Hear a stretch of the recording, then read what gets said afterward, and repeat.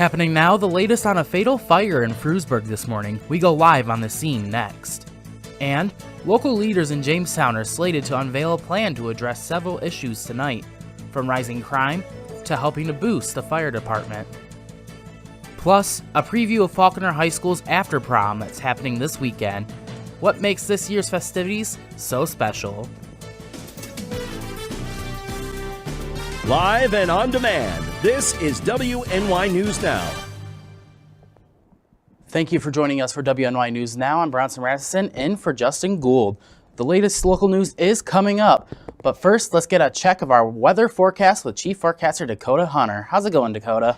Happy Monday, Bronson. Happy Monday to all of you out there. Man, it is another gorgeous day out there. The Chautauqua Lake Skycam just showing you blue sky with a few high clouds dotting the sky. But remember, when clouds are high into the atmosphere, that means no precipitation is going to fall from them. No clouds even showing up on the satellite composite. We have just that typical ground clutter pattern showing up from the Buffalo National Weather Service radar. 65 was the high yesterday for Mother's Day. How was Mother's Day, by the way? How was all the moms out there for Mother's Day? Hope you treated your mom right yesterday. 45 is where we started the day. 85 and 23 are the records. So through the afternoon, nothing but sunshine. Again, a few clouds, a few high clouds through the afternoon hours. 63 at the immediate Lake Erie water to 74. Well, inland. Now, if you like this, we've got more of it on the way this week. We will talk about it in detail with that Ultimate Satellite Solutions 7-day forecast later on in the show, Bronson.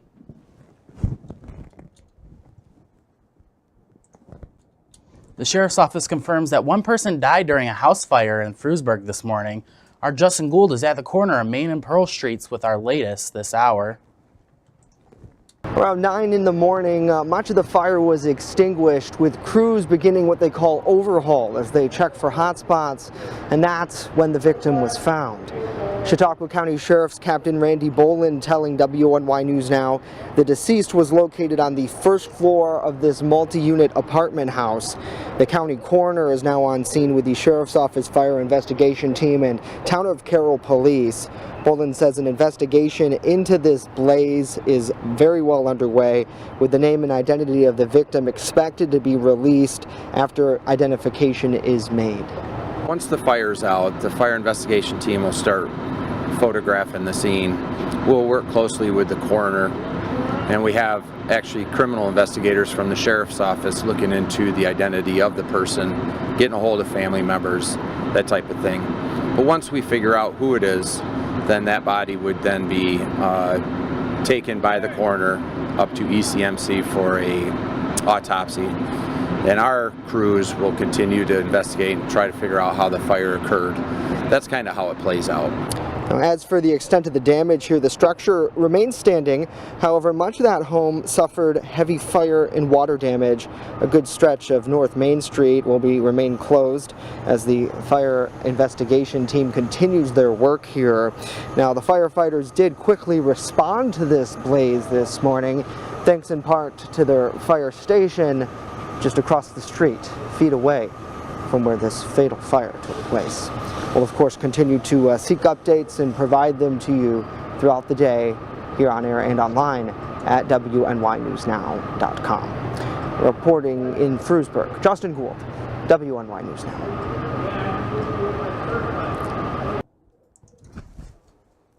City leaders will hold a press conference Monday night to deal with multiple crises in the Jamestown area. The joint press conference with Mayor Eddie Sundquist, City Council President Tony Dulce, members of the Jamestown Public Safety Committee, Director of Public Safety and Chief of Police Timothy Jackson, and Deputy Fire Chief Matthew Kuhn will be in attendance. The press conference will announce investments to combat rising gun violence and to address the city's EMS crisis.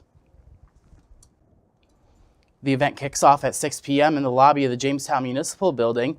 You can watch it live on our 24/7 streaming network and channel 716 on Roku. Prices at the pumps are beginning to rise again in lieu of inflation across the country.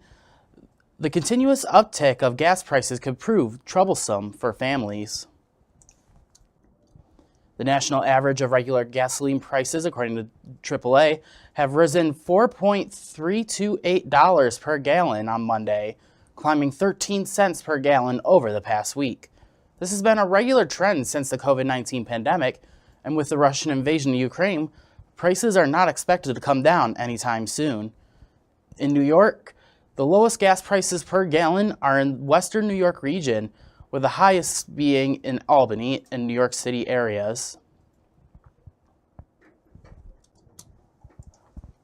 Many local events happened over the Mother's Day weekend, and attendance was not the same as previous years. The reason why, event holders tell WNYNewsNow, the after effects of the COVID-19 pandemic. One of the many weekend events was Free Comic Book Day at Chautauqua Comics. Owner Al Steffen believes that as time goes on, more people will start going to more community gatherings. I think more people are vaccinated, cases are down considerably where they were, even going back 6 months ago. While Free Comic Book Day was underway, the Northwest Arena held their Grapes and Hops Festival for the first time since 2019. Executive Director Keith Martin is hopeful and believes that growth can come out of the events right now. Oh, I think the numbers were great. Where we're at, it was a comfortable setting between the two rinks. There was enough space for the people that did come out, and I think it's only going to grow. A local dog has Jamestown police officer to thank after a water rescue effort over the weekend. A short video clip posted on social media by Devin Estes shows Officer Jackie Martin Albin rescuing a dog from the water near Jamestown's Riverwalk on Saturday. The clip shows her stepping out of the river, then climbing up rocks, carrying the dog in one arm. Jamestown Police Department posted a message on its Facebook page which said, "Great job by Officer Albin. We're proud to have a department made up of such wonderful people."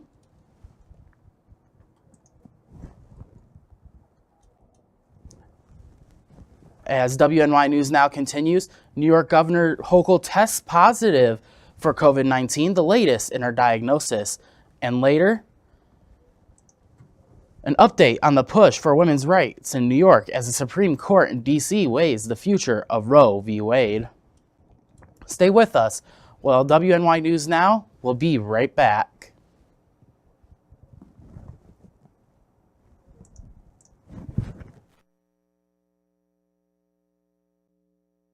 You're watching WNY News Now, your source for breaking news.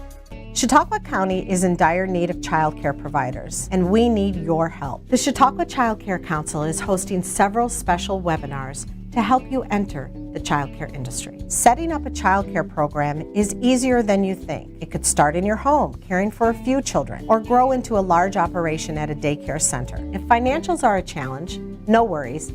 The New York State Office of Children and Family Services is offering a grant opportunity to help you get started.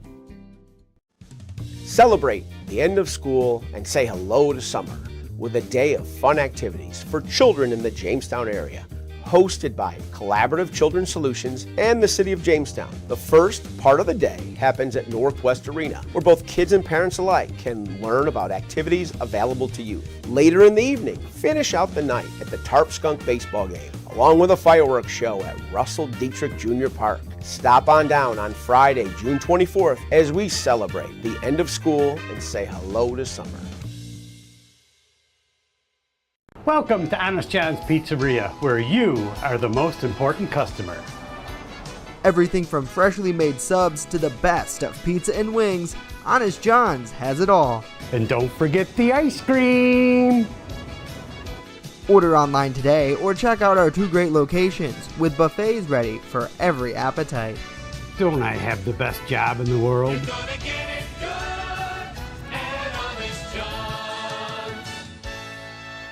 EagleZip.com is your local one-stop shop for all of your home and business computer needs. Located on Fluvan Avenue Extension, just outside of Jamestown, EagleZip.com sells and services all brands of desktops and laptops, as well as servers and network equipment for your business. All new computer sales include transferring your data from your old computer plus a 2-year warranty. Call EagleZip.com today. Stop by EagleZip.com today and let us make computers easy for you.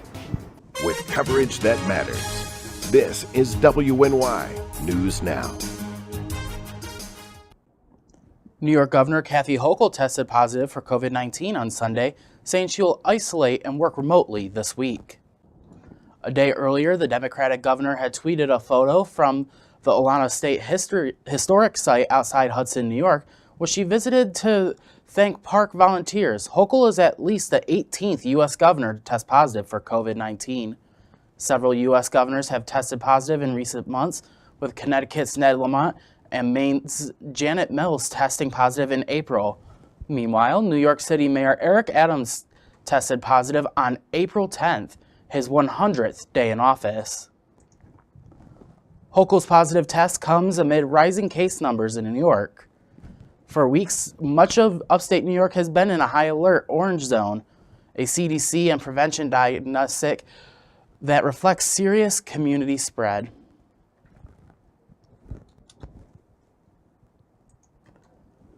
The man behind the wheel of a car that barreled through crowds of pedestrians in New York City's Times Square, killing a woman and injuring 22 other people, is finally headed to trial after various delays over 5 years, including pandemic-induced court shutdowns. Opening statements are expected Monday in the trial of Richard Rojas, a 31-year-old U.S. Navy veteran who told police after his arrest that he had been smoking marijuana laced with the hallucinogenic drug PCP before plowing through helpless tourists in 2017 at the Manhattan landmark known as the Crossroads of the World. Prosecutors say Rojas drove his car from the Bronx, which he lived with his mother, through Times Square on May 18, 2017, then made a U-turn, steered his car onto a sidewalk, and roared back up the sidewalk for 3 blocks before he crashed his car into a protective barriers. Photographers snapped pictures of a wild-eyed Rojas after he climbed from the wrecked car and ran through the street waving his arms. PCP can cause users to become delusional, violent, or suicidal. 9 Republican candidates running to be the next governor of Pennsylvania have just 11 days to convince voters why they're the best choice. One of those 9 candidates is Montgomery County Commissioner Joe Gale. Gale recently spoke with an WNYNewsNow about his priorities and what separates him from the rest of the fields. Gale says he appeals to independents and has the best chance against his former Montgomery County Commissioner colleague Joe Soprano.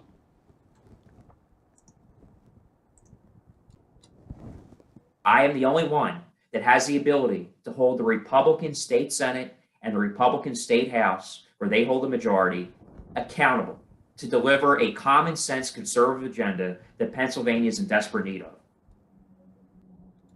Some of his top priorities include prevailing wage reform to drive down public construction costs, unleashing the energy sector, and delivering a common sense conservative agenda. Gale was first elected to the Board of Commissions in Montgomery County at the age of 26. He'll find out after May 17th preliminaries if he will face off against his former commissioner colleague in November. Following the leaked draft of the upcoming Supreme Court decision in Dobbs v. Jackson, Governor Hochul is calling for the repeal of the Hyde Amendment and federal support to help accommodate abortion patients from out of state. Our Julia Gress has more. New York Governor Kathy Hochul, during an address last week, said that access to this form of health care is a basic human right and that the Supreme Court is reversing 50 years of progress in women's equality. Absolutely horrified by what the majority of the Supreme Court of the United States of America plans to do to women's rights in this country. And as a woman, this is personal. This is something that we have fought against for my entire life. Hochul furthered that she presided over the Senate when they passed the Reproductive Health Act, and that her state budget included a law that requires that health plans cover abortion services. My promise is that here in the state of New York, we will not stand idly by. Anyone who needs care, we welcome you with open arms. And remember that we legalized abortion here in the state of New York 3 years before Roe v. Wade. We are there for women in need at the time, and we'll be there for them now. The governor calls on Congress members to pass the Women's Health Protection Act to, amongst other tasks, codify Roe v. Wade into law, repeal the Hyde Amendment, and provide federal support to safe harbor states. If Roe v. Wade is overturned, the state expects at least an 11 to 13% increase in out-of-state patients traveling to New York for abortion care. Federal funding would go towards boosting the provider networks to accommodate these new patients. Julia Gress, WNYNewsNow. Julia, thank you. An update on a nationwide baby formula shortage that appears to only be getting worse.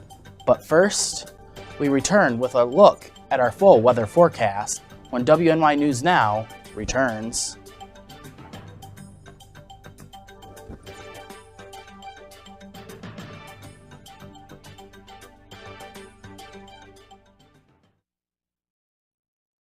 You're watching WNY News Now, where coverage comes first.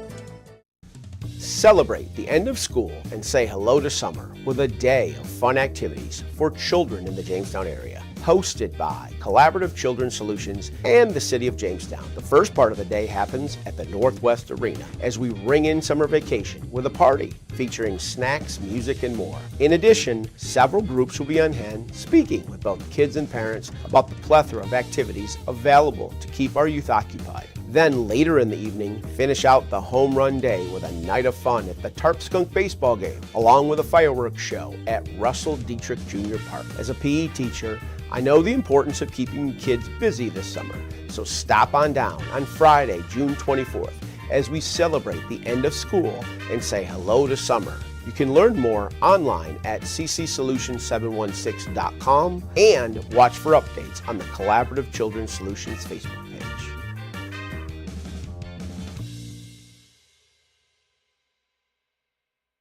Slow down. Slow down and move over. Move over. When you see signs, Lights. Vests. please give us some room. Slow down. Slow down and move over. When you need help, It's our job To help you. to save you. despite the danger. This danger. This danger is real. Do your part. Please Slow down. Slow down. And move over. move over. I'm a survivor. I'm a survivor. I'm a survivor. Testicular cancer is the leading form of cancer in men aged 15 to 35. 1 in 250 men will be diagnosed with testicular cancer. But 98% will survive if detected early. As a survivor, I believe early detection is the key. Learn how to do a testicular self-exam and other important facts about testicular cancer at oneball4tc.com. You're watching WNY News Now, your source for breaking news. Fast, accurate, and everyday. First Defense Weather. Well, welcome back, everybody. Wanted to give you a look at the pollen levels and wanted to mention this because look at where the tree pollen has gone, up into the high category now. And unfortunately, well, it's twofold. We're getting into a dry stretch this week, but the problem is now because there's not going to be any rain to wash this pollen away, it's ultimately going to get worse throughout the week. And tomorrow, don't forget, we have storm spotter training coming up online from the National Weather Service in Buffalo. You can still register your spot by going to weather.gov/BUF/Skywarn, and it's free to attend, free to sign up. Remember, we need more storm spotters. It's only radar because, radar sees above the ground. It's only spotters that see at the ground. So spotters are very crucial and we need more of them. So we highly encourage you to become storm spotter trained. But man, it is a gorgeous day out there. Nothing but blue sky downtown from the HD News Now cam. 62 as a noon hour, a variable light wind at 6. And the dew point really low. So we don't have a wind or not a wind chill index, a heat index is what I'm trying to say here.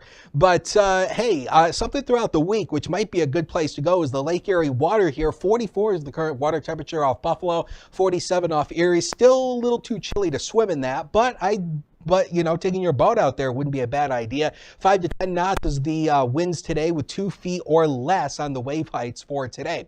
Big, beautiful high pressure is built in across the region. That ain't going anywhere. It's parked and it's not going anywhere. But notice all this severe weather back behind the banner here, going into across portions of the upper Midwest, going into Wisconsin, but all that staying away from here for today. Lows tonight will dip across the upper 30s across the Inland Valley locations to right around 50 at the immediate Lake Erie shoreline. So again, it'll be a fair night. Again, it's mainly just going to be a clear sky tonight, so enjoy it.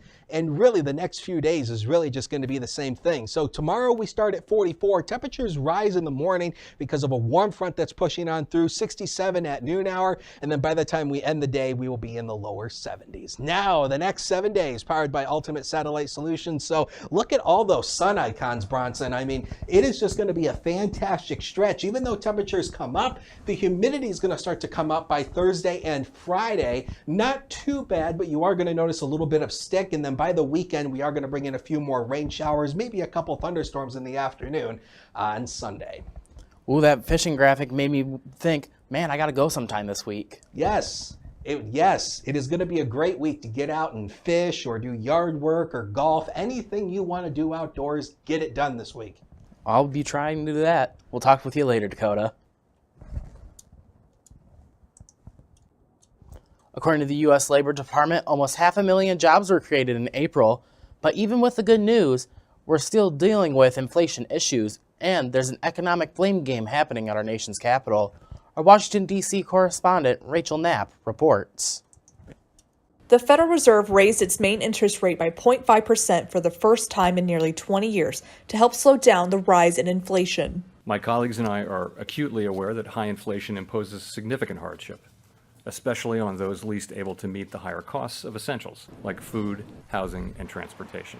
Now the Biden administration is turning their attention to the deficit. Bringing down the deficit is one way to ease inflationary pressures. This week, my administration released new information that contains that we're on track to cut the federal deficit by another $1.5 trillion by the end of this fiscal year, the biggest decline in a single year ever in American history. The Biden administration and Democrats blame global factors for causing inflation issues, like the war in Ukraine and China's COVID restrictions.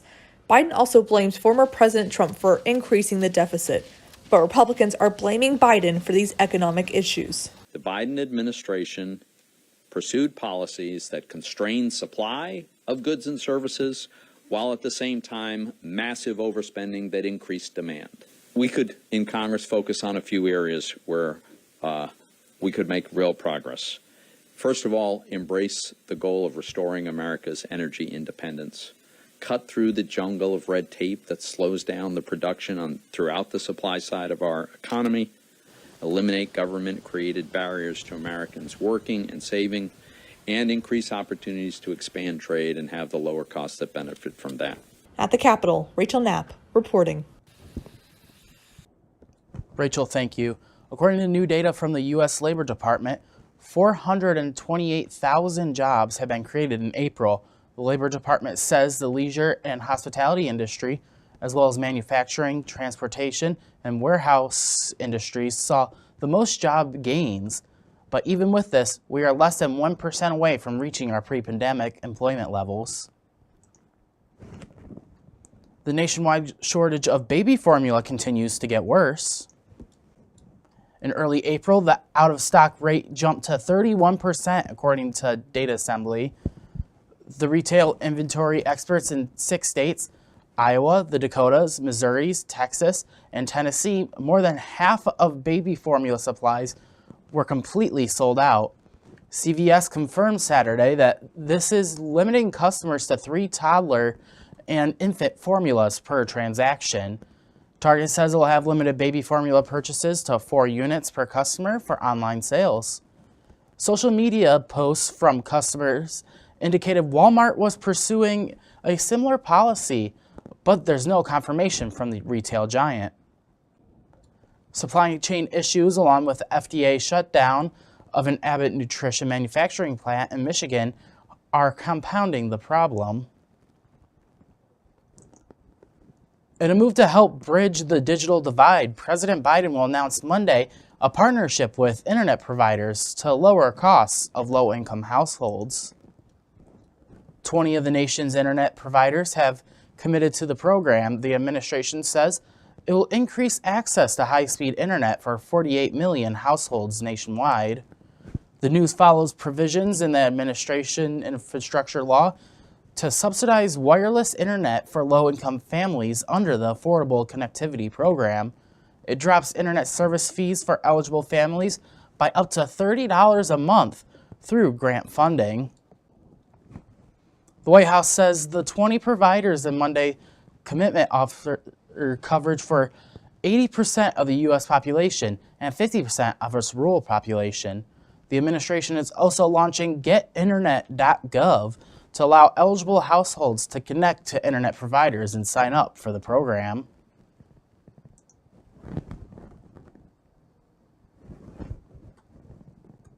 Next, a preview of Faulkner High School's After Prom that's happening this weekend. What makes this year's festivities so special?